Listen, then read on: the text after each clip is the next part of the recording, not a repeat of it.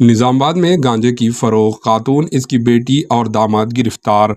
Excise department نے حاکم نے ضلع نظام آباد میں گانجا فروخت کرنے کے الزام میں ایک خاتون اور اس کی بیٹی اور داماد کو گرفتار کر لیا۔ ذرائع سے اطلاع پر آٹو نگر میں واقع شکیلہ بی کے گھر پر آبکاری کے عملہ نے دھاوا کیا۔ تلاشی کے دوران وہاں سے 1.25 کلو گانجا برآمد ہوا۔ تحقیقات پر معلوم ہوا کہ شکیلہ اپنی بیٹی اسما کے ساتھ ریاست مہاراشٹر کے ضلع ناندیڑ سے یہ گانجا شہر منتقل کر رہی تھی اور اس گانجے کو پیکٹس میں ڈال کر اپنے داماد شیخ وسیم کے ذریعے نظام آباد میں فروخت کروا رہی تھی۔